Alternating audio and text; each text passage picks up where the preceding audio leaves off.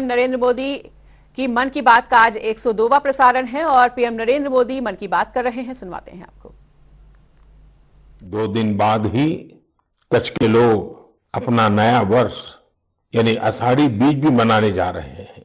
ये भी संयोग है कि आषाढ़ी बीज कच्छ में वर्षा की शुरुआत का प्रतीक माना जाता है। मैं इतने साल कच्छ आता जाता रहा हूं, वहां के लोगों की सेवा करने का मुझे सौभाग्य भी मिला है और इसके लिए कच्छ के लोगों का हौसला और उनकी जिजीविषा के बारे में मैं अच्छी तरह जानता हूं। 2 दशक पहले के विनाशकारी भूकंप के बाद जिस कच्छ के बारे में कहा जाता था वो कभी उठ नहीं पाएगा, आज वही जिला देश के तेजी से विकसित होते जिलों में से एक है। मुझे विश्वास है साइक्लोन बिपरजॉय ने जो तबाही मचाई है उससे भी कच्छ के लोग बहुत तेजी से उभर जाएंगे। साथियों, प्राकृतिक आपदाओं पर किसी का जोर नहीं होता, लेकिन बीते वर्षों में भारत ने आपदा प्रबंधन की जो ताकत विकसित की है वो आज एक उदाहरण बन रही है। प्राकृतिक आपदाओं से मुकाबला करने का एक बड़ा तरीका है प्रकृति का संरक्षण। आजकल मॉनसून के समय में तो इस दिशा में हमारी जिम्मेदारी और भी बढ़ जाती है। इसीलिए ही आज देश कैच द रेन जैसे अभियानों के जरिए सामूहिक प्रयास कर रहा है। पिछले महीने मन की बात में ही हमने जल संरक्षण से जुड़े स्टार्टअप्स की चर्चा की थी। इस बार भी मुझे चिट्ठी लिखकर कई ऐसे लोगों के बारे में बताया गया है जो पानी की एक एक बूंद बचाने के लिए जी जान से लगे हैं। ऐसे ही एक साथी हैं यूपी के बांदा जिले के तुलसीराम यादव जी। तुलसीराम यादव जी लुकतरा ग्राम पंचायत के प्रधान है। आप भी जानते हैं कि बांदा और बुंदेलखंड क्षेत्र में पानी को लेकर कितनी कठिनाइयां रही है। इस चुनौती से पार पाने के लिए तुलसीराम जी ने गांव के लोगों को साथ लेकर इलाके में 40 से ज्यादा तालाब बनवाए हैं। तुलसीराम जी ने अपनी मुहिम का आधार बनाया है खेत का पानी खेत में, गांव का पानी गांव में। आज उनकी मेहनत का ही नतीजा है कि उनके गांव में भूजल स्तर सुधर रहा है। ऐसे ही यूपी के हापुड़ जिले में लोगों ने मिलकर के एक विलुप्त नदी को पुनर्जीवित किया है। यहां काफी समय पहले नीम नाम की एक नदी हुआ करती थी। समय के साथ वो लुप्त हो गई, लेकिन स्थानीय स्मृतियां और जन कथाओं में उसे हमेशा याद किया जाता रहा। आखिरकार लोगों ने अपनी इस प्राकृतिक धरोहर को फिर से सजीव करने की ठानी। लोगों के सामूहिक प्रयास से अब नीम नदी फिर से जीवंत होने लगी है। नदी के उद्गम स्थल को अमृत सरोवर के तौर भी विकसित किया जा रहा है। साथियों, ये नदी, नहर, सरोवर ये केवल जल स्रोत ही नहीं होते हैं, बल्कि इनसे जीवन के रंग और भावनाएं भी जुड़ी होती हैं। ऐसा ही एक दृश्य अभी कुछ ही दिन पहले महाराष्ट्र में देखने को मिला। ये इलाका ज्यादातर सूखे की चपेट में रहता है। 5 दशक के इंतजार के बाद यहाँ नीलवंडे डैम की कैनाल का काम अब पूरा हो रहा है। कुछ दिन पहले टेस्टिंग के दौरान कैनाल में पानी छोड़ा गया था। इस दौरान जो तस्वीरें आई वो वाकई भावुक करने वाली थी। गांव के लोग ऐसे झूम रहे थे जैसे होली दिवाली का त्योहार हो। साथियों, जब प्रबंधन की बात हो रही है तो मैं आज छत्रपति शिवाजी महाराज को भी याद करूंगा। छत्रपति शिवाजी महाराज की वीरता के साथ ही उनकी गवर्नेंस और उनके प्रबंध कौशल से भी बहुत कुछ सीखने को मिलता है।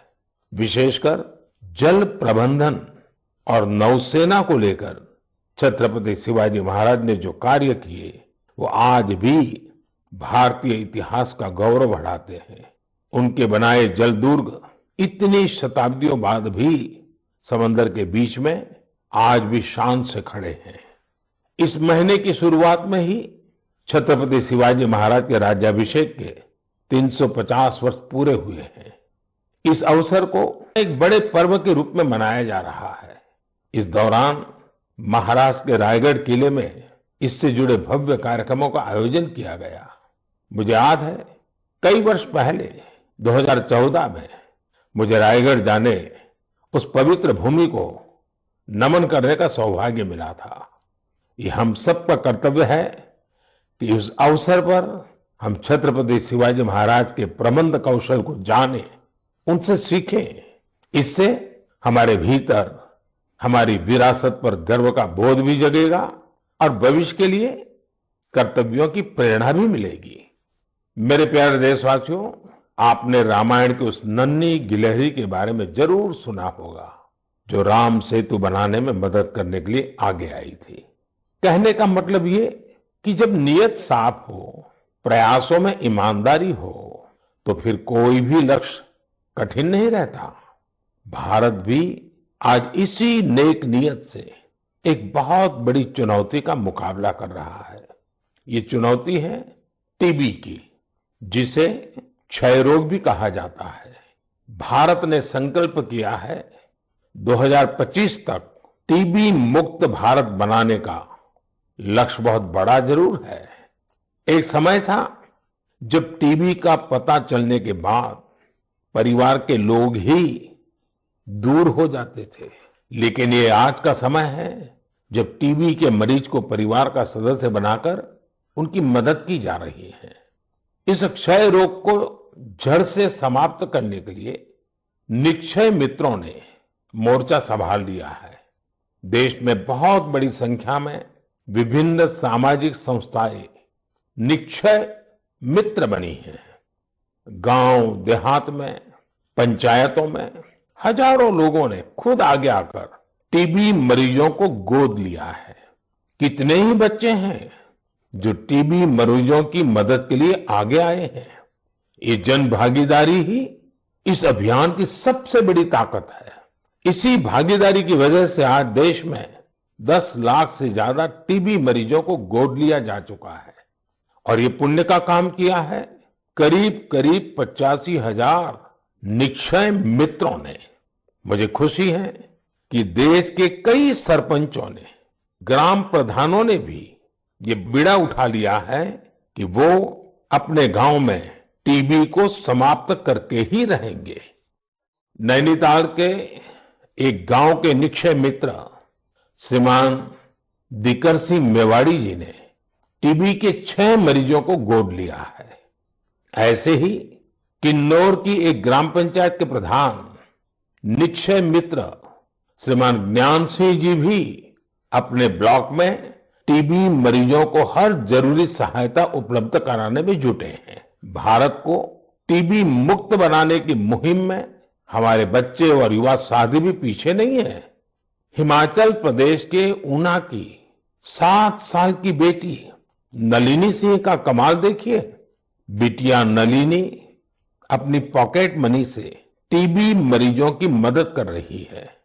आप जानते हैं कि बच्चों को गुल्लक से कितना प्यार होता है, लेकिन एमपी के कटनी जिले की 13 साल की मीनाक्षी और पश्चिम बंगाल के डायमंड हार्बर के 11 साल के बश्वर मुखर्जी दोनों ही कुछ अलग ही बच्चे हैं। इन दोनों बच्चों ने अपने गुल्लक के पैसे भी टीबी मुक्त भारत के अभियान में लगा दिए हैं। ये सभी उदाहरण भावुकता से भरे होने के साथ ही बहुत प्रेरक भी हैं। कम उम्र में बड़ी सोच रखने वाले इन सभी बच्चों की मैं हृदय से प्रशंसा करता हूं।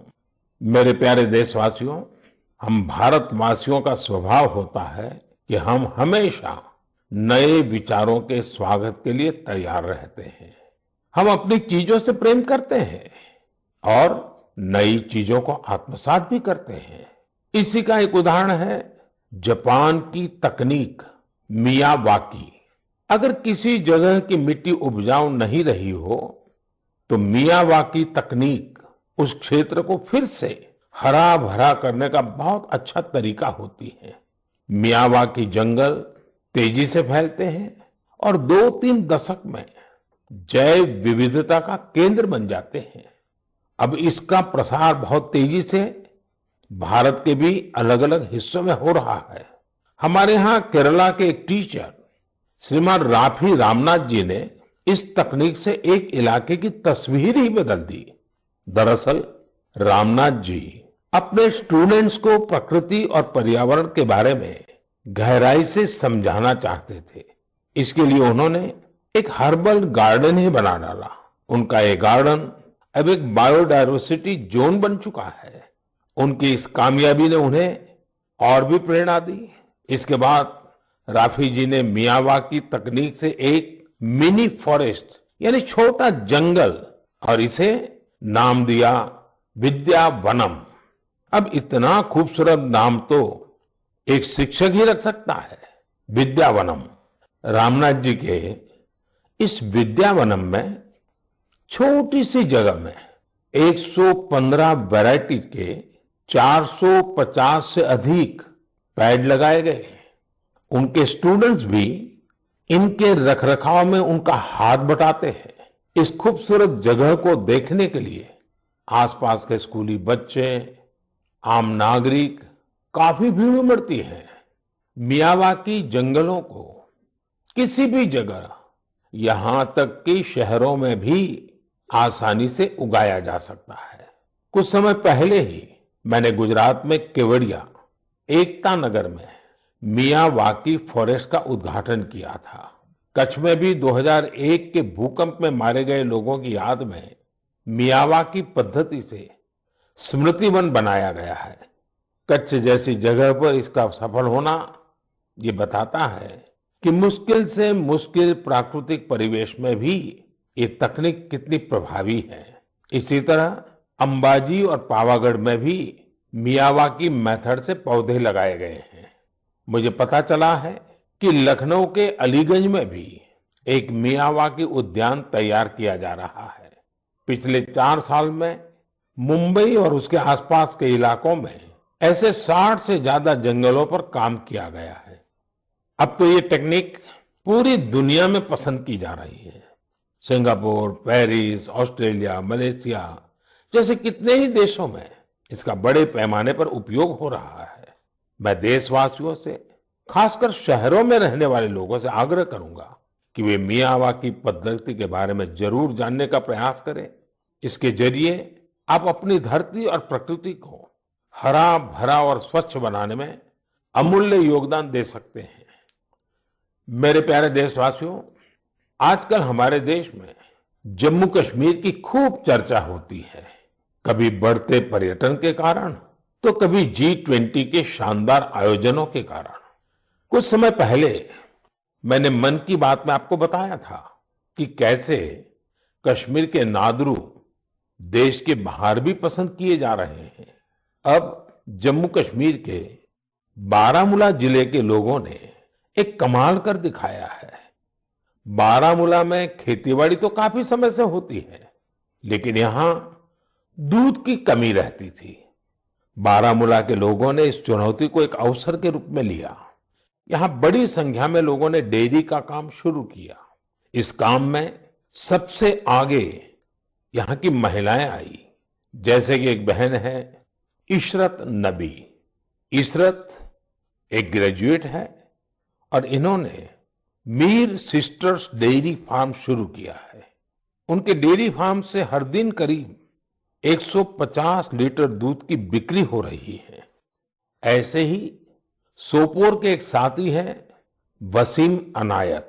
वसीम के पास 2 दर्जन से ज्यादा पशु हैं और वो हर दिन 200 लीटर से ज्यादा दूध बेचते हैं। एक और युवा आबिद हुसैन भी डेयरी का काम कर रहे हैं। इनका काम भी खूब आगे बढ़ रहा है। ऐसे लोगों की मेहनत की वजह से ही आज बारामूला में हर रोज 5.5 लाख लीटर दूध उत्पादन हो रहा है। पूरा बारामूला एक नई श्वेत क्रांति की पहचान बन रहा है। पिछले 2.5-3 वर्षों में यहाँ 500 से ज्यादा डेयरी यूनिट्स लगी हैं। बारामूला की डेयरी इंडस्ट्री इस बात की गवाह है कि हमारे देश का हर हिस्सा कितनी संभावनाओं से भरा हुआ है। किसी क्षेत्र के लोगों की सामूहिक इच्छा शक्ति कोई भी लक्ष्य प्राप्त करके दिखा सकती है। मेरे प्यारे देशवासियों, इसी महीने खेल जगत से भारत के लिए कई बड़ी खुशखबरियां आई हैं। भारत की टीम ने पहली बार विमेन्स जूनियर एशिया कप जीतकर तिरंगे की शान बढ़ाई है। इसी महीने हमारी मेंस हॉकी टीम ने भी जूनियर एशिया कप जीता है। इसके साथ ही हम इस टूर्नामेंट के इतिहास में सबसे अधिक जीत दर्ज करने वाले टीम भी बन गए हैं। जूनियर शूटिंग वर्ल्ड कप, उसमें भी हमारी जूनियर टीम ने भी कमाल कर दिया। भारतीय टीम ने इस टूर्नामेंट में पहला स्थान हासिल किया है। इस टूर्नामेंट में कुल जितने गोल्ड मेडल थे उसमें से 20% अकेले भारत के खाते में आए हैं। इसी जून में एशियन अंडर 20 एथलेटिक चैंपियनशिप भी हुई। इसमें भारत पदक तालिका में 45 देशों में टॉप 3 में रहा। साथियों, पहले एक समय होता था जब हमें अंतर्राष्ट्रीय आयोजनों के बारे में पता तो चलता था, लेकिन उसमें अक्सर भारत का कहीं कोई नाम नहीं होता था। लेकिन आज मैं केवल पिछले कुछ सप्ताह की सफलताओं का जिक्र कर रहा हूं तो भी लिस्ट इतनी लंबी हो जाती है। यही हमारे युवाओं की असली ताकत है। ऐसे कितने ही खेल और प्रतियोगिताएं हैं जहां आज भारत पहली बार अपनी मौजूदगी दर्ज करवा रहा है। जैसे कि लॉन्ग जंप में श्री शंकर मुरली ने पेरिस डायमंड लीग जैसे प्रतिष्ठित आयोजन में देश को ब्रॉन्ज दिलाया है। ये इस प्रतियोगिता में भारत का पहला मेडल है। ऐसे ही एक सफलता हमारी अंडर 70 वुमेन रेसलिंग टीम ने किर्गिस्तान में भी दर्ज की है।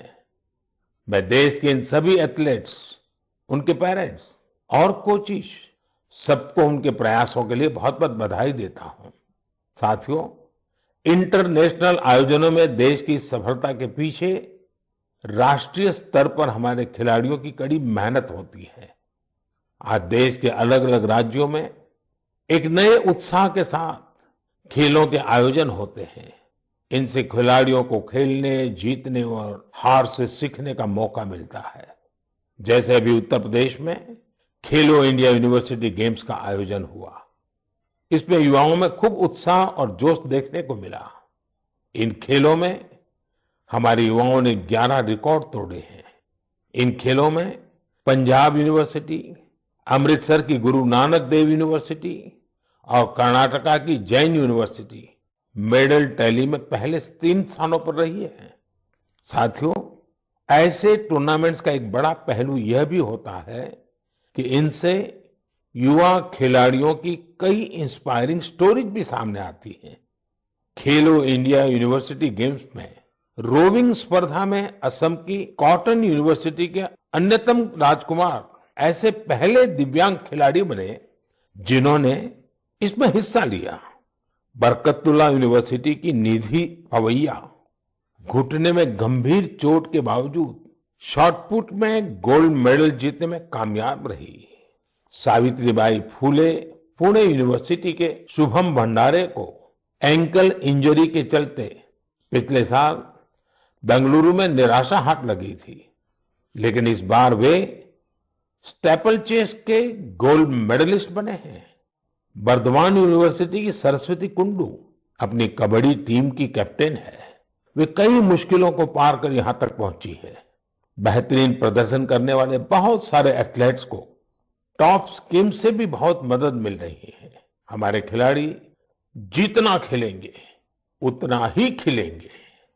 मेरे प्यारे देशवासियों, 21 जून भी अब आ ही गई है।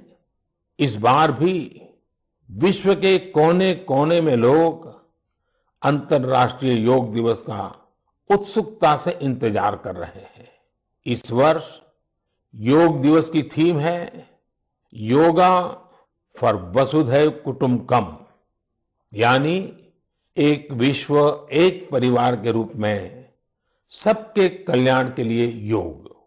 यह योग की उस भावना को व्यक्त करता है जो सबको जोड़ने वाली और साथ लेकर चलने वाली है। हर बार की तरह इस बार भी देश के कोने कोने में योग से जुड़े कार्यक्रम आयोजित किए जाएंगे। साथियों, इस बार मुझे न्यूयॉर्क के संयुक्त राष्ट्र मुख्यालय यूएन में होने वाले योग दिवस कार्यक्रम में शामिल होने का अवसर मिलेगा। मैं देख रहा हूं कि सोशल मीडिया पर भी योग दिवस को लेकर गजब का उत्साह दिख रहा है। साथियों, मेरा आप सभी से आग्रह है कि आप योग को अपने जीवन में जरूर अपनाएं, इसे अपनी दिनचर्या का हिस्सा बनाएं। अगर अब भी आप योग से नहीं जुड़े हैं, तो आने वाली 21 जून इस संकल्प के लिए बहुत बेहतरीन मौका है। योग में तो वैसे भी ज्यादा तामझाम की जरूरत ही नहीं होती है। देखिए, जब आप योग से जुड़ेंगे तो आपके जीवन में कितना बड़ा परिवर्तन आएगा। मेरे प्यारे देशवासियों, परसों यानी 20 जून को ऐतिहासिक रथ यात्रा का दिन है। रथ यात्रा की पूरी दुनिया में एक विशिष्ट पहचान है। देश के अलग अलग राज्यों में बहुत धूमधाम से भगवान जगन्नाथ की रथ यात्रा निकाली जाती है। ओडिशा के पुरी में होने वाली रथ यात्रा तो अपने आप में अद्भुत होती है। जब मैं गुजरात में था तो मुझे अहमदाबाद में होने वाली विशाल रथ यात्रा में शामिल होने का अवसर मिलता था। इन रथ यात्राओं में जिस तरह देश भर के हर समाज, हर वर्ग के लोग उमड़ते हैं, वो अपने आप में बहुत अनुकरणीय है। ये आस्था के साथ ही एक भारत श्रेष्ठ भारत का भी प्रतिबिंब होती है। इस पावन पुनीत अवसर पर आप सभी को मेरी ओर से बहुत बहुत शुभकामनाएं। मेरी कामना है भगवान जगन्नाथ सभी देशवासियों को अच्छे स्वास्थ्य और सुख समृद्धि का आशीर्वाद प्रदान करें। साथियों, भारतीय परंपरा और संस्कृति से जुड़े उत्सव की चर्चा करते हुए मैं देश के राजभवनों में हुए दिलचस्प आयोजनों का भी जरूर उल्लेख करूंगा। अब देश में राजभवनों की पहचान सामाजिक और विकास कार्यों से होने लगी है। आज हमारे राजभवन टीबी मुक्त भारत अभियान के, प्राकृतिक खेती से जुड़े अभियान के ध्वजवाहक बन रहे हैं। बीते समय में गुजरात हो, गोवा हो, तेलंगाना हो, महाराष्ट्र हो, सिक्किम हो, इनके स्थापना दिवस को अलग अलग राजभवनों ने जिस उत्साह के साथ सेलिब्रेट किया, वह अपने आप में एक मिसाल है। ये एक बेहतरीन पहल है जो एक भारत श्रेष्ठ भारत की भावना को सशक्त बनाती है। साथियों, भारत लोकतंत्र की जननी है, मदर ऑफ डेमोक्रेसी है। हम अपने लोकतांत्रिक आदर्शों को सर्वोपरि मानते हैं, अपने संविधान को सर्वोपरि मानते हैं। इसलिए हम 25 जून को भी कभी भुला नहीं सकते। यह वही दिन है जब हमारे देश पर इमरजेंसी थोपी गई थी। यह भारत के इतिहास का काला दौर था। लाखों लोगों ने इमरजेंसी का पूरी ताकत से विरोध किया था। लोकतंत्र के समर्थकों पर उस दौरान इतना अत्याचार किया गया, इतनी यातनाएं दी गई कि आज भी मन सिहर उठता है। इन अत्याचारों पर, पुलिस और प्रशासन द्वारा दी गई सजाओं पर बहुत सी पुस्तकें लिखी गई हैं। मुझे भी संघर्ष में गुजरात नाम से एक किताब लिखने का उस समय मौका मिला था। कुछ दिनों पहले ही इमरजेंसी पर लिखी एक और किताब मेरे सामने आई, जिसका शीर्षक है torture of political prisoners in India. Emergency के दौरान छपी इस पुस्तक में वर्णन किया गया है कि कैसे लोकतंत्र के रखवालों से क्रूरतम व्यवहार कर रही थी। इस किताब में ढेर सारी केस स्टडीज हैं, बहुत सारे चित्र हैं। मैं चाहूंगा कि आज जब हम आजादी का अमृत महोत्सव मना रहे हैं, तो देश की आजादी को खतरे में डालने वाले ऐसे अपराधों का भी जरूर अवलोकन करें। इससे आज की युवा पीढ़ी को लोकतंत्र के मायने और उसकी अहमियत समझने में और ज्यादा आसानी होगी। मेरे प्यारे देशवासियों, मन की बात रंग बिरंगे मोतियों से सजी एक सुंदर माला है, जिसका हर मोती अपने आप में अनूठा और अनमोल है। इस कार्यक्रम का हर एपिसोड बहुत ही जीवंत होता है, हमें सामूहिकता की भावना के साथ साथ समाज के प्रति कर्तव्य भाव और सेवा भाव से भरता है। यहाँ उन विषयों पर खुलकर चर्चा होती है जिनके बारे में हमें आमतौर पर कम ही पढ़ने सुनने को मिलता है। हम अक्सर देखते हैं कि मन की बात में किसी विषय का जिक्र होने के बाद कैसे अनेकों देशवासियों को नई प्रेरणा मिली। हाल ही में मुझे देश की प्रसिद्ध भारतीय शास्त्रीय नृत्यांगना आनंदा शंकर जयंत का एक पत्र मिला। अपने पत्र में उन्होंने मन की बात के उस एपिसोड के बारे में लिखा है जिसमें हमने स्टोरी टेलिंग के बारे में चर्चा की थी। उस कार्यक्रम में हमने इस फील्ड से जुड़े लोगों की प्रतिभा को एक्नॉलेज किया था। मन की बात के उस कार्यक्रम से प्रेरित होकर आनंदा शंकर जयंत ने कुट्टी कहानी तैयार की है। ये बच्चों के लिए अलग अलग भाषाओं की कहानियों का एक बेहतरीन संग्रह है। यह प्रयास इसलिए भी बहुत अच्छा है क्योंकि इससे हमारे बच्चों का अपनी संस्कृति से लगाव और गहरा होता है। उन्होंने इन कहानियों के कुछ इंटरेस्टिंग वीडियोस अपने YouTube चैनल पर भी अपलोड किए हैं। मैंने आनंदा शंकर जयंत के इस प्रयास की विशेष तौर पर इसलिए चर्चा की क्योंकि ये देखकर मुझे बहुत अच्छा लगा कि कैसे देशवासियों के अच्छे काम दूसरों को भी प्रेरित कर रहे हैं। इससे सीखकर वे भी अपने हुनर से देश और समाज के लिए कुछ बेहतर करने की कोशिश करते हैं। यही तो हम भारतवासियों का वो कलेक्टिव पावर है जो देश की प्रगति में नई शक्ति भर रही है। मेरे प्यारे देशवासियों, इस बार मन की बात में मेरे साथ इतना ही। अगली बार नए विषयों के साथ आपसे फिर मुलाकात होगी। बारिश का समय है, इसलिए अपने स्वास्थ्य का खूब ध्यान रखिए, संतुलित खाइए और स्वस्थ रहिए। हाँ, योगा जरूर कीजिए। अब कई स्कूलों में गर्मी की छुट्टियां भी खत्म होने को है। मैं बच्चों से भी कहूंगा कि होमवर्क लास्ट दिन के लिए पेंडिंग ना रखें। काम खत्म करिए और निश्चिंत रहिए। बहुत बहुत धन्यवाद।